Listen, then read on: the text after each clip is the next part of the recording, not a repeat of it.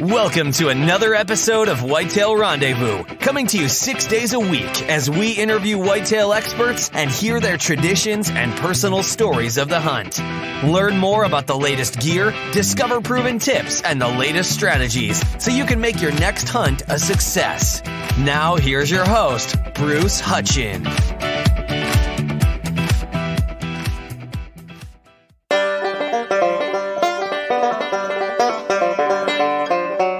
Welcome to a special episode. Folks, they're all special here at Whitetail Rendezvous, but I ran across Activate the Hunt with Collin Cottrell. And Collin has been in digital marketing in the outdoor industry for over 13 years. Recently, he was looking for an opportunity to take all his skills and start a Digital Campfire. And so he has. And Amy Hunter was on my show and she said, man, you got to get a hold of Collin and have him on the show. So here we are. Collin, welcome to the show, and I can't wait to unpack Activate the Hunt, Digital Campfire, mentorship, and all the other things we've got on slate to talk about. So why don't you give us a little bit of your background and how you get to this place today? Yeah, absolutely. First of all, I just want to say thanks, Bruce, for having me on, and that's very kind of Amy. She is part of the Digital Campfire and has been a huge part of helping me kind of promote that and grow that. And everybody who's part of the Digital Campfire is a huge part of that. But I'm just thankful to be on and have this opportunity to talk a little bit about what I'm passionate about, and that's hunting. So a little bit about my background. As you mentioned, I've been working in the hunting space for about 13 years, solely focused on digital marketing. I've worked with some great clients over the years, and with my media company, and I've worked for other media companies as well. So I'm part of the hunting space and been passionate about hunting and marketing for a long time. I was very fortunate to start out at a very young age while I was in college and just kind of coming up with digital marketing and social media marketing and everything that goes with that. Obviously, you being a media guy yourself, you know all what it takes and all about that. So it's pretty cool. But I got my start in the marketing side of things, but really I got my start just with being passionate about hunting from an early age. My dads and my uncles introduced me to hunting from a young age. It's been a tradition and a heritage in my family for a long time. So I started out with squirrels and cottontail rabbits. And then from there, we went on to deer hunting. And I just became passionate about hunting and being a hunter and the whole lifestyle of hunting. And then from there, as I went to college and was trying to figure out what I wanted to do in life, the marketing side of the hunting industry became kind of open door for me to be involved in greater depths in the hunting space. So from there, that led me down a really cool journey of meeting a lot of great people, having a lot of opportunity to be mentored by some of the best in the hunting space and the hunting industry, and meeting a lot of great hunting industry advocates. And from there, I had another project before this, which I ended up selling. And it was kind of opened my eyes to the opportunities there is in the hunting space and to share your passion for hunting. And from there, I ended up selling that business. And I had to take a few years off as part of a no-compete clause. And in that time, it kind of opened my eyes to the hunting industry, not necessarily the hunting industry, but how hunting was portrayed outside of the hunting industry by non-hunters, not necessarily anti-hunters, but non-hunters. And I wanted to give them an opportunity to become a hunter like I am. As for me, I had a dad and I had uncles to teach me and mentor me, but there's a lot of information about hunting, but there's not anything that's really brings them down the line to teach them and help them and continue to mentor them as they move forward. So that's kind of where Activate the Hunt comes into play. And from there, the Digital Campfire, which is the community aspect.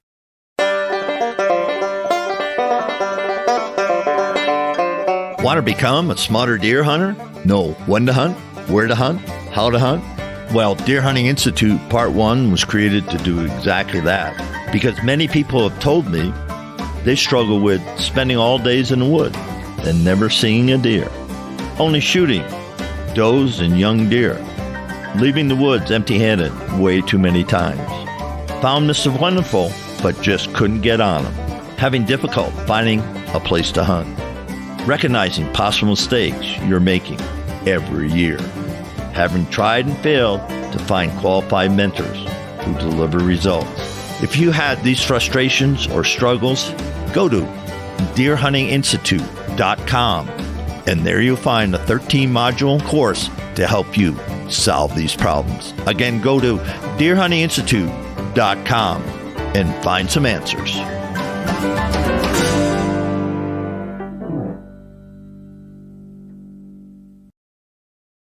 When you think about Digital Campfire, social media is huge, but you can get buried. You can get what I say a lot of fluff, and you don't get taking potatoes or backstraps and onions. And that's how I see your digital campfire. You're bringing people along and giving them a space to Q&A and talk and ask all levels, beginners, seasonal hunters, and 365 hunters. And that's kind of how I break down the hunters. And what type of questions do the people ask, or what's the interchange?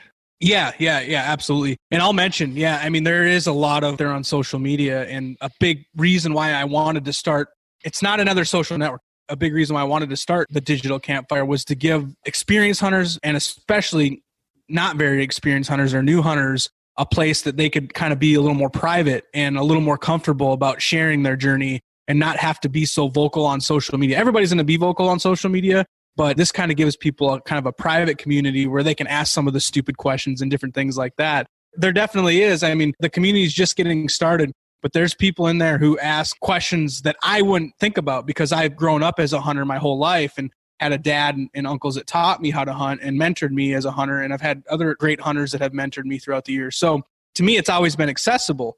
But as I've built this community, as it's gained momentum, by using social media to outreach and using media channels like podcasting and marketing and different things like that, brought those hunters into this space. And I've started to learn wow, new hunters and those who have never even hunted have a ton of questions. A lot of those questions are things I've never even thought of because it was just came so easy to me because I grew up around it. It was something that was really ingrained in me from the start. And having those questions, as simple as, what's this whole big issue about the wind in hunting? That seems like a stupid question to any experienced hunter, but that question is a huge thing for a new hunter.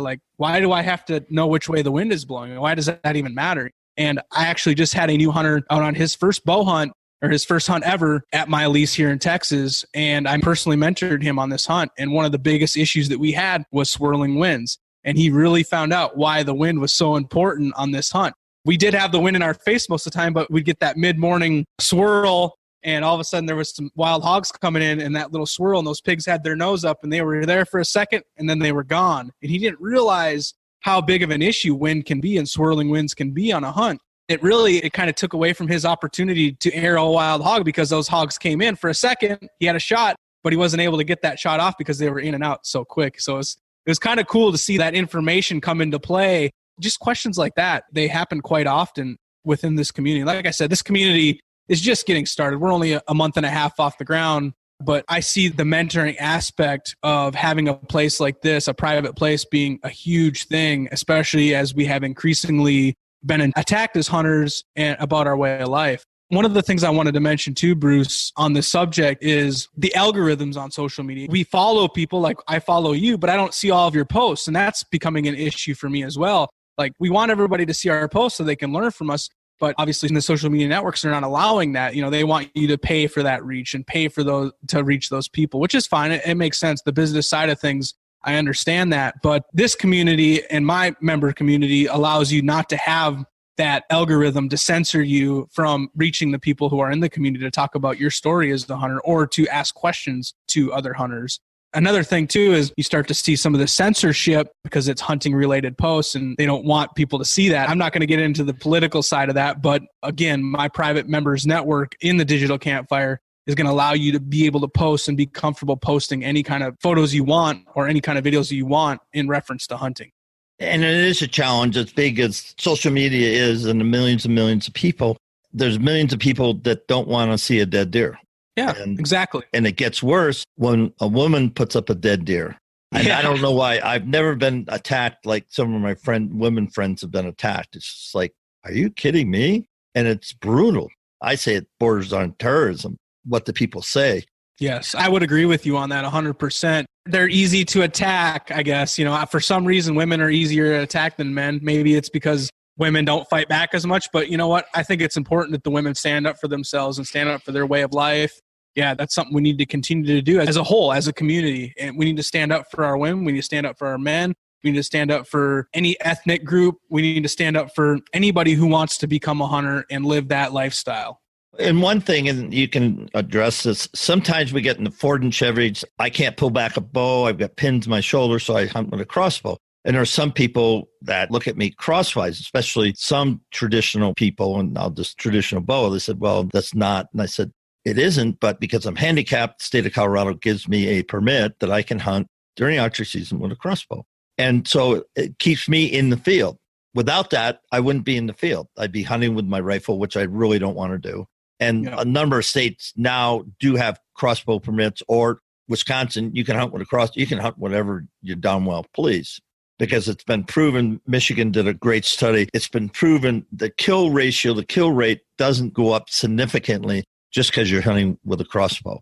Because hunting a white-tailed deer, getting within 20, 30 yards because of the cover, I'm not talking about hunting them on a bean field, but because of the cover, 20, 30 yards, I don't care if it could be a rifle, 7mm rifle, or sticking a string, you still get the 30-yard shot. Correct.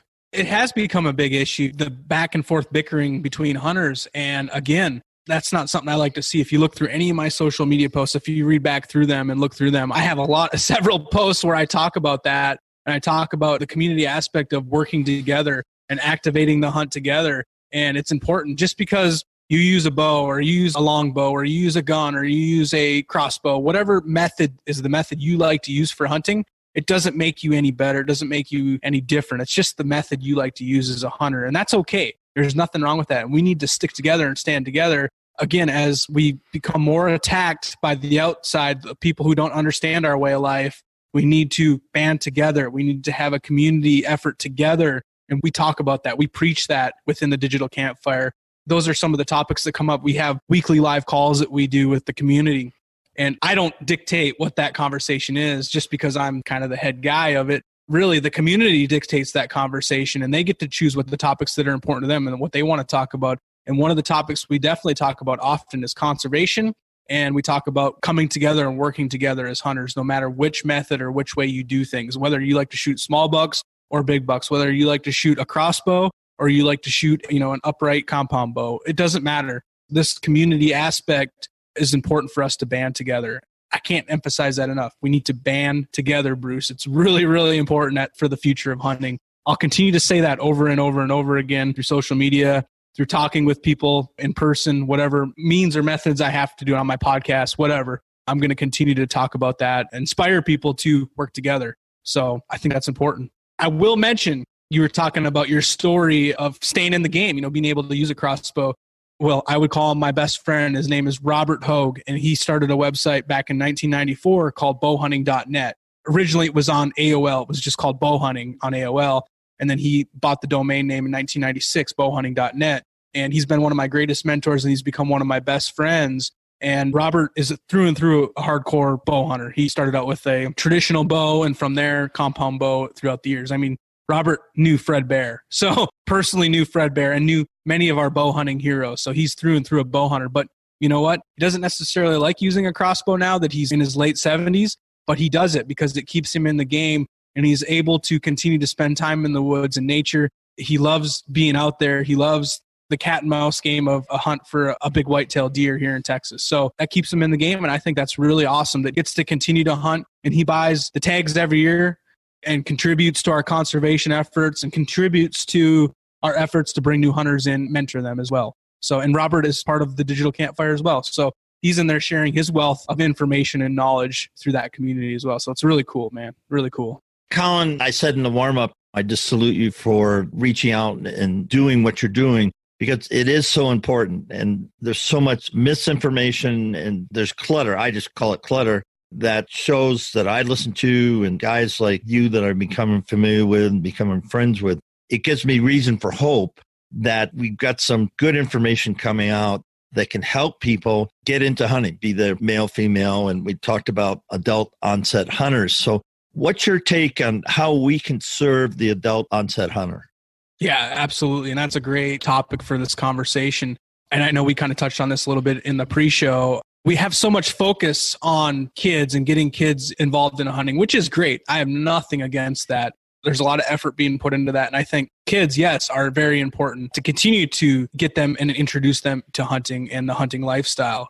Because I was introduced to hunting from my dad and my uncles at a young age. And now I've continued on living that hunting lifestyle. Even though I'm a millennial, I'm in my early 30s, but I've continued on, and I got so much value, and I've learned so much about myself and about life because of hunting. So kids are very important, but I think the adult onset hunter we've talked about is going to help us get those kids more involved, because if we get dads and moms involved and who might not have had that opportunity, and we mentor them and we teach them about the lifestyle of hunting and everything that involves, they're going to continue that on and pass that down to their kids. They're going to get excited, and then they're going to want their kids to get as excited as they are. So they're going to pass that on. So I think, again, I don't mean to continue to talk about the Digital Campfire, but this is passionate to me. These are things and topics that I've thought out over and over in my little brain.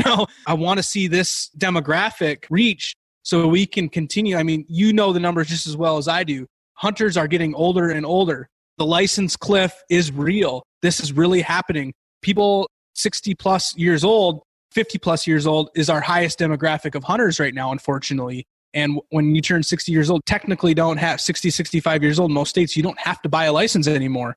And that's a big issue because now that quickly changes how much money is going into conservation efforts, because that comes from our North American wildlife conservation model.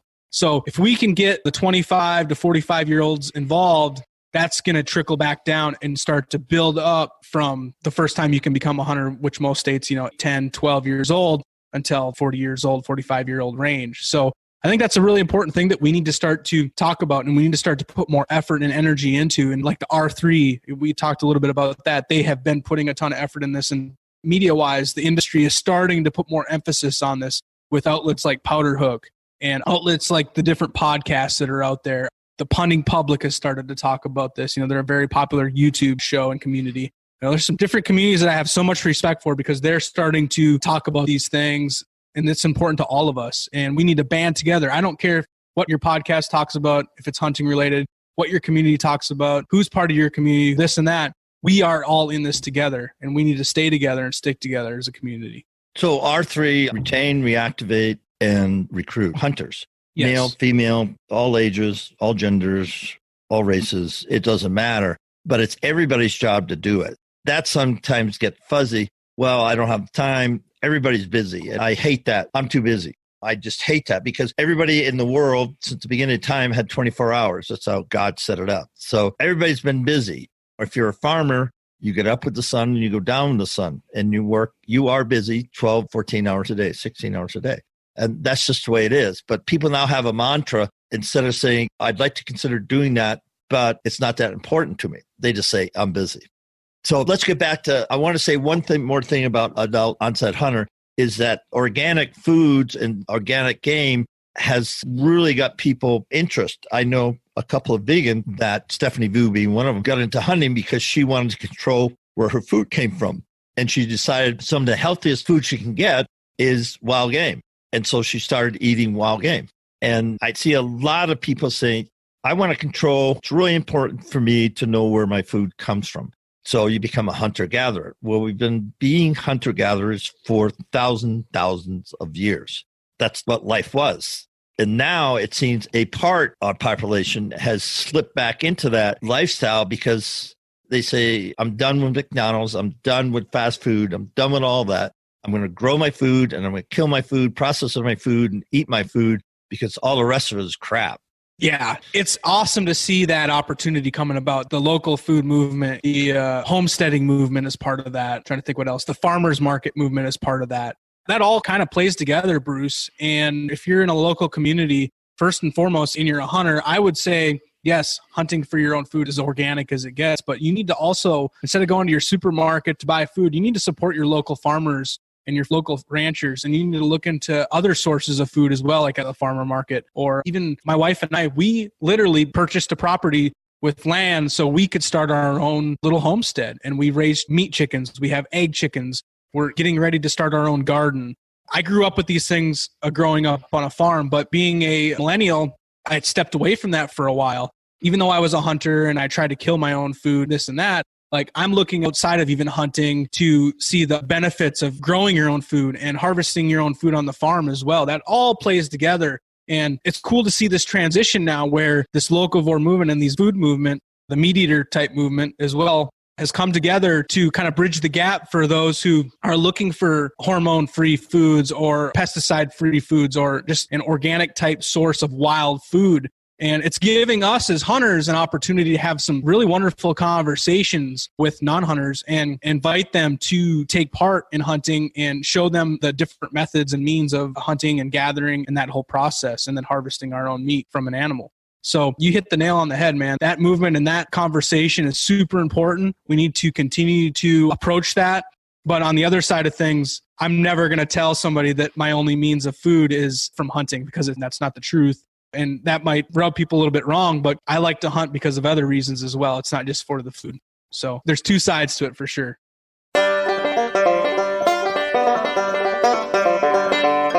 Do you want to become a smarter whitetail hunter, knowing when to hunt, where to hunt, how to hunt? Over the past 4 years, people have asked me, hey, I'm struggling with spending all day in the woods and never seeing a deer, only getting opportunities at doe or young bucks, leaving the woods empty-handed too many seasons.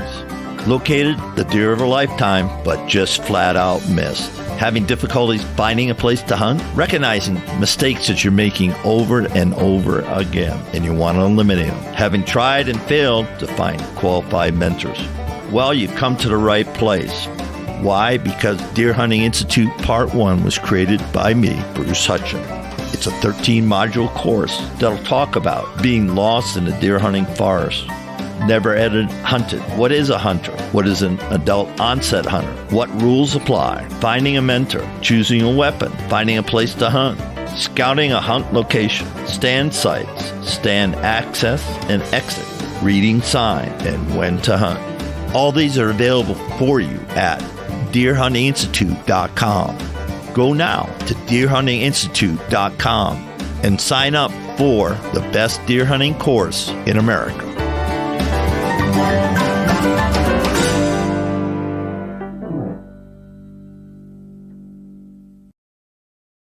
Folks, Collin and I are talking about a lot of different things that impact hunting. And we're both content influencers, in media influencers, if you will. But I don't care what podcast you go to listen to, the mantra is the same. And we will get to Collin's hunts down in Texas and stuff towards the end of the show. But the biggest thing, the biggest challenge we have isn't buying gear, isn't practicing with your bow. It's defending our right to hunt. It really is. And when it comes down to it, people have to be educated not just on tips and techniques and strategies and seasons and phases of the rut and food plots, but they have to be understand so they can have a meaningful conversation with a non-hunter to say, hey, did you realize this? Did you realize that? And it goes beyond Pittman Robinson money, and that's the money, that's the taxation that goes back to support conservation. As Collin said, we do have a North American model that we all have a part of, and the people own the critters, except on private land. And even on private land, if they leave that land, then they go on public land, then they're fair game. So it's an interesting concept that stood the test of time. And now it's being challenged on many, many different fronts. So that's why conversations with Collin are important for you guys to listen to and seek out and start journaling, saying, okay, if I'm going to have a conversation with somebody, what are my 5 things I'm going to say to a non-hunter to open up the conversation?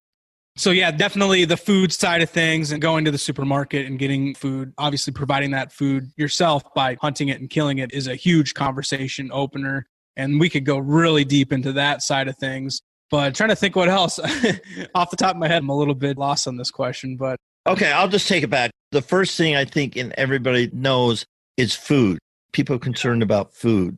So then it's conservation. And you say, have you ever, have you ever driven the mountains? Have you ever gone to Rocky Mountain National Park, Yellowstone, and see all these critters, or just driving around and all of a sudden you see the white-tailed deer? Well, because of hunting and conservation efforts, hunters support all that.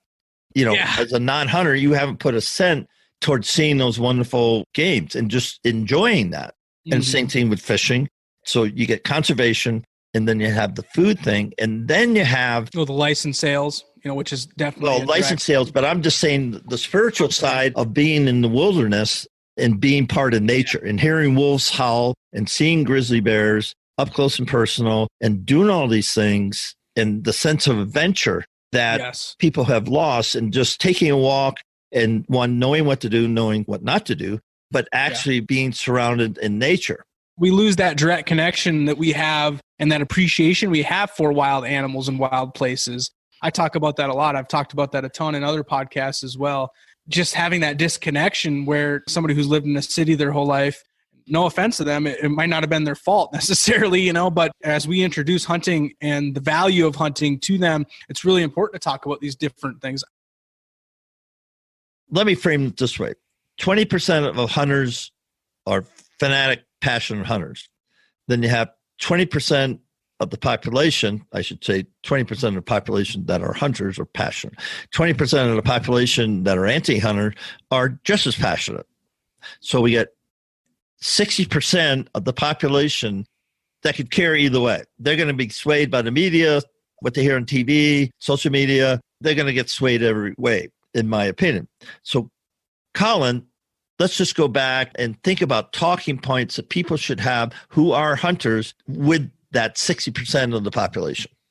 Yeah. And we touched on a few of these again, Bruce, and I'll just kind of cover back over them just to kind of reintroduce what we're talking about. But really, I call it the value of hunting. The first thing we touched on was organic wild food, hunting and killing your own food, and that conversation we can have about having that kind of food and killing it with our own two hands and bringing that into our home for our family.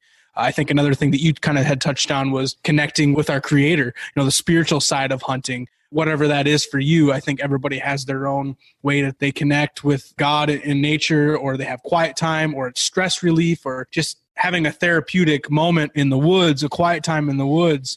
I think that's really, really important. From there, I know we kind of started to talk about having that adrenaline rush or that natural high of the cat and mouse game of hunting. There's a lot of value in that. When you're pursuing wild game and that animal's coming in, there's an adrenaline rush that your heart starts to beat.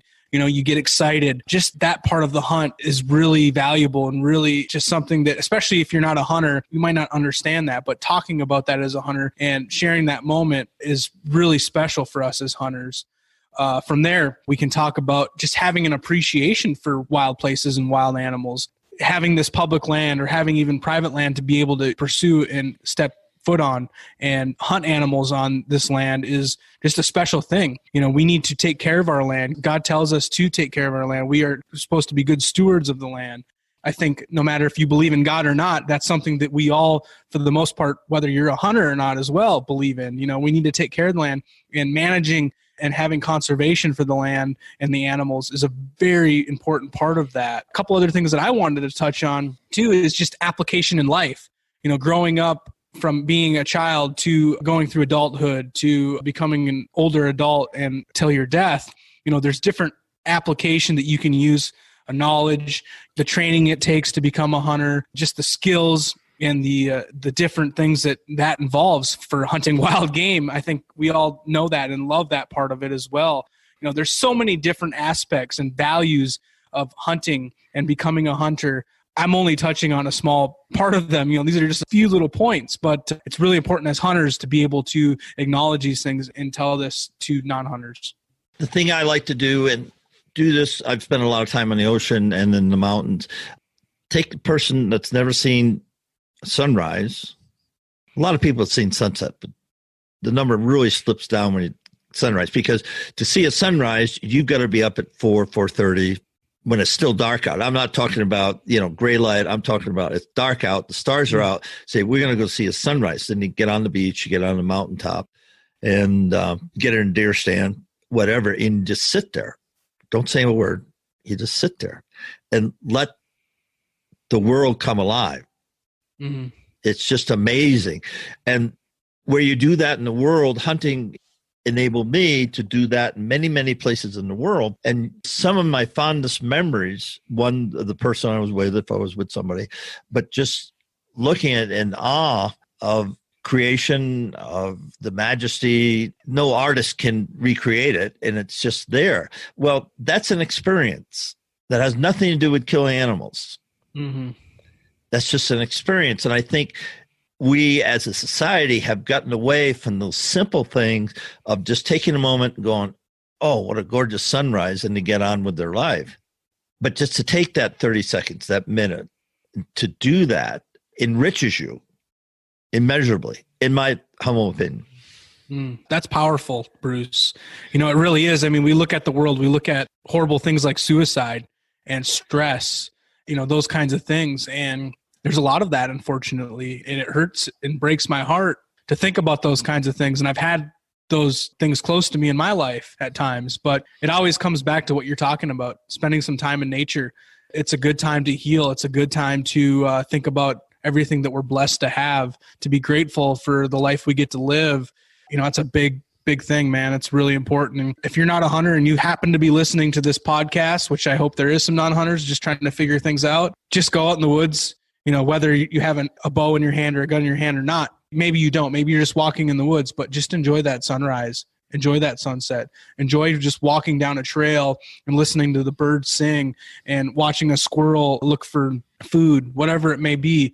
That part of our outdoor experience is what hunters look to as a important piece to the puzzle of hunting. So it's not all about the killing. It's not all about all that. Yes, that's part of it, but a big part of it as well is just the refreshment and the therapeutic time we have, the quiet time we have, seeing and smelling and hearing nature around us. Let's switch it up and let's get on some of the questions that you get on Digital Campfire about hunting for newbies or for people that have experience. Again, I break it down to beginners, seasonal hunters, and 365 hunters.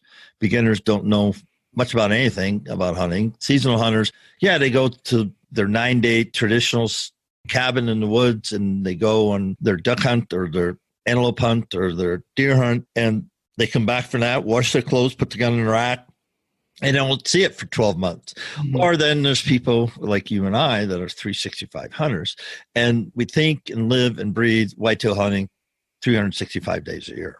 Yeah. So when you think about that in Digital Campfire, let's talk about some of the questions that people are asking you that I know some of my listeners have the same questions, and so we can answer them. Yeah, absolutely. I think one of the biggest one that we talk about and that we have talked about in our weekly calls is what happens after you make a kill.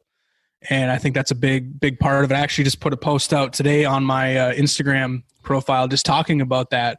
And I really take pride in, the whole experience as a hunter, but I really take pride in the preparation and the gutting, the butchering, the skinning, that part of the hunt. We talk about that a lot in Digital Campfire. What's that process like and what's it going to be like? And you can't really explain it. It's hard to explain, but you could talk about the tips and tactics around that.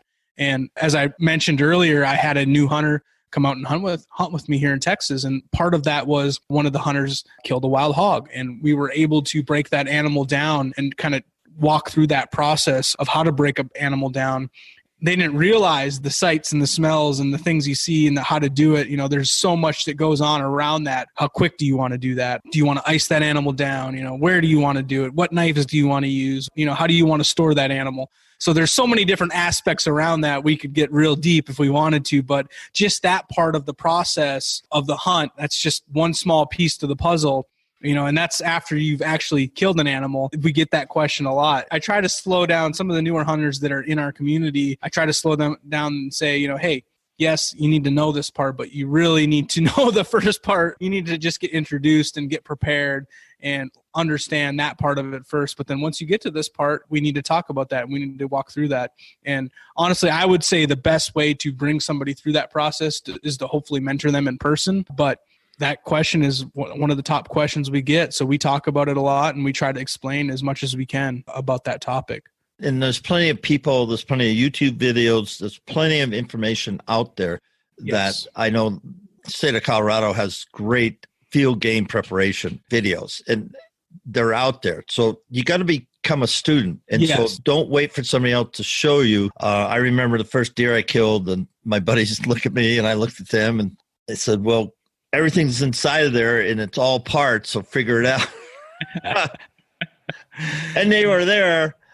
It wasn't pretty, but I learned, and I broke down that whole deer, quartered it out and got the back straps off and took the rib meat. I mean, I took everything off that and hung it and did everything. And the next time was a heck of a lot simpler. Now, it's real simple. I can take an elk apart myself without any problem. Yeah, I need some 2 sharp knives and a parachute cord. I'm about done.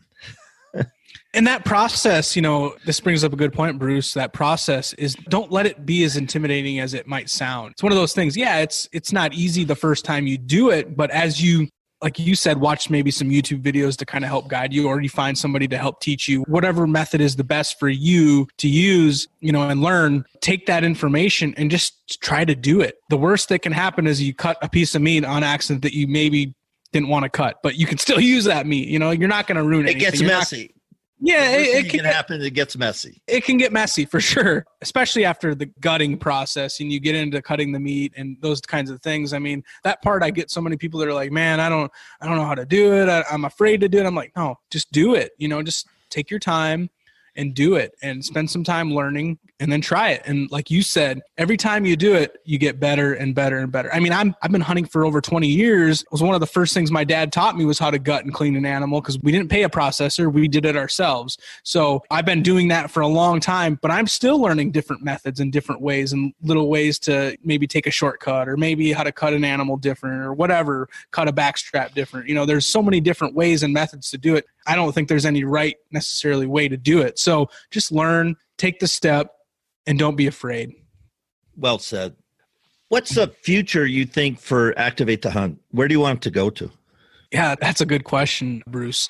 What I see the community aspect of the Digital Campfire being is us having a group of people that are together, challenging each other and inspiring each other, and I hope it grows to be a big, huge community. I think one of the things we kind of talked about is the hunting, advertising, and marketing side of things in the hunting industry and how that works. And a lot of people don't realize that sponsors, basically in the hunting space, the TV shows and the different media outlets, they pay you, not necessarily paying us, but if you want to be sponsored and you want to make money through your organization, or you want to build a business, you have to get sponsors, and then they have to pay for your bills and they have to pay for your whatever, you're building. So I'm kind of doing my community differently. I don't have any paying sponsors. I could reach out and do that, but I don't want to. I don't want to have somebody dictate what I say within my community. I don't want to have to say this product is better than this product, or this bow is better than this bow. That's part of the hunt and the hunting industry that I don't necessarily like that side of things. I understand it's a necessary evil, but I don't like that side. So I can see this community growing and people starting to understand, hey, he's building something that's really raw, really authentic. It's not about me. It's about the community as a whole. It's about hunters and new hunters helping each other on a real level outside of social media and outside of other avenues. And that's what I see the Digital Campfire growing into, whether it's, some kind of conservation issue that we need to band together and start to talk about, we're going to bring up those kinds of topics within our conversation, or it's tips and tactics, or what bow is my favorite to use. That's okay to talk. I have nothing against talking about that, because everybody has questions. What kind of bow should I get? Or what kind of arrows should I buy? Or what kind of broadhead should I use? Different things like that. Or what kind of gun should I buy? Or what kind of rifle? Whatever. Those kinds of conversations are happening, but I want them to be authentic, and I want them to be not something that I'm getting paid to say. And unfortunately, in the hunting space, there's a lot of that. So it's hard to weed through, for lack of a better term, the BS. and I get the community, especially a couple of the new hunters, they're telling me, I didn't realize this side of things. And I didn't realize that, there's a lot of people out there on social media that are saying things and posting about certain things just because they got something for free, or just because somebody paid them to say or do that. And it's unfortunate. That's what I see the Digital Campfire being: a real community, an authentic community of people together working on different things that are all hunting and outdoor related as a team.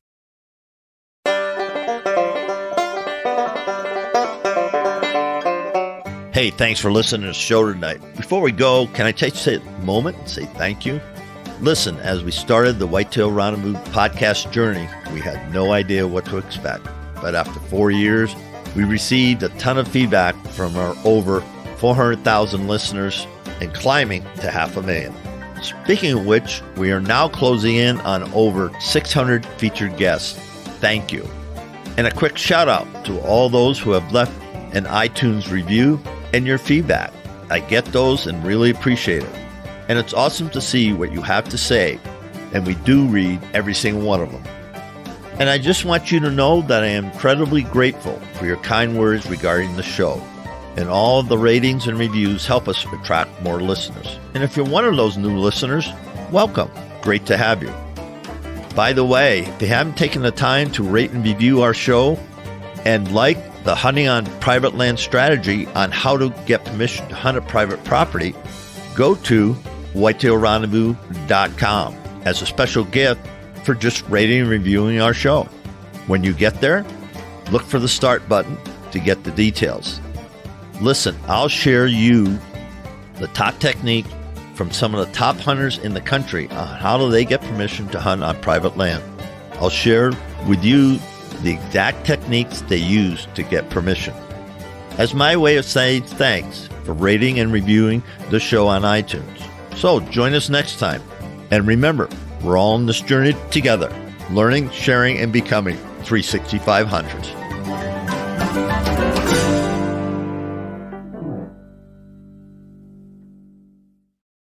Final thoughts, and then we'll wrap up.